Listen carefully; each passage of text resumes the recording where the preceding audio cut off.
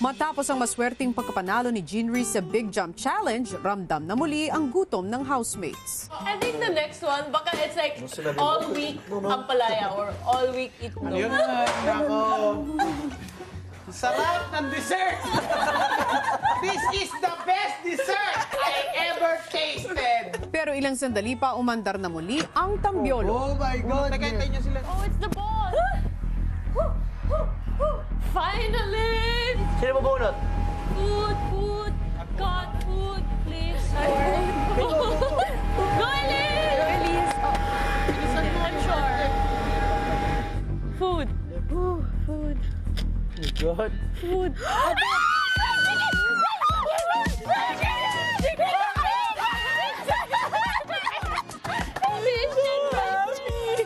Let's go, let's go! Ay pumasok sa confession room.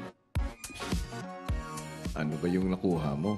Kuya, isang extra large fried chicken tsaka extra large fish. With extra rice po? Sige, makakalabas na kayo. Ay, yan naman din. Baka meron ka namang ibang pangbalita dyan. Oo. Kuya. Banging fried cheese. Wait. Labas na kayo. Kuya. Lumabas na kayo, housemates! Sige, naglabas na yun. Basta may mag-stay dito dapat ah.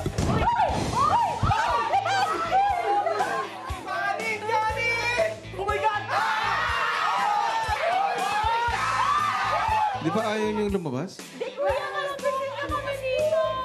Kuya, baka kumain na pusa! Uy! Ano na yung energy ko? My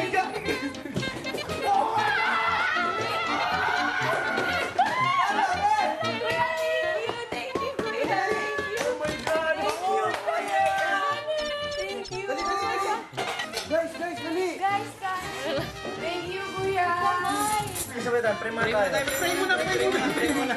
Ikaw, pray. Lord, maraming salamat po sa pagkain ito. Sobra po namin itong inantay. Lalo po namin naisip na kung gaano po kahalaga ang pagkain na binibigyan niyo sa amin. God bless us, Lord, and good health to kain na guys! Thank you, Panginoon. Oh my God! Mas pinapahalagaan ko yung pagkain ngayon, Kuya. Hindi natin masasabi sa buhay natin kung hanggang kailan kami kakainin ganon. Kuya, salamat kuya! Thank you, Kuya. Boneless. Guys, digest your food, ah. When you're living, doing your daily routines, you sometimes forget about the basic things in your life that's also a blessing.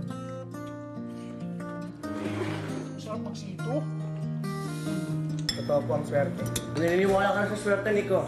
Matapos ang kanilang masayang pagkain, Housemates, sa loob ng isang linggo, iba't ibang pagsubok ang inyong hinarap. Siguro'y pinakamatindi na sa mga ito ang pagsubok ng kakulangan sa pagkain. I'm very patient itself, but then here I had to really be more patient. Talagang yung week na to, inabot yung limit ko sa sarili ko.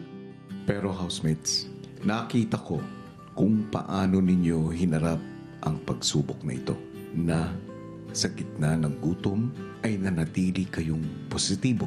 Kahit na inabot na ako ng limitasyon ko, kaya ko pa rin pagtiisan, lalo na kung naka-mindset ka. Kasi kung nag-away po kami, nag-init ang ulo, mas lalo lang po kaming magugutom. Ibinigay ang suporta sa isa't isa at natutong magpahalaga sa mga bagay na karaniwan ng tinatamasa ng marami. Naway manatili sa inyong mga isip at puso ang mga aral na inyong natutunan sa linggong ito. Na-discover ko na hindi ko kailangan ng maraming bagay.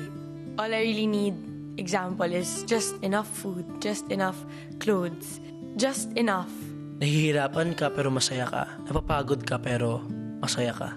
Akala mo, alam mo na pero marami pa palang mga bagay na malalaman mo at matututunan mo. Nalaman ko, kuya, yung pinaka makapagpasaya sa akin. Kahit nagutom ako, kahit pagod ako, kahit wala akong tulog, yun ay yung pamilya ko po. Hi mga kapamilya, Be updated with the Pinoy Big Brother housemates by clicking the subscribe button and watch all the latest videos by clicking the I button above.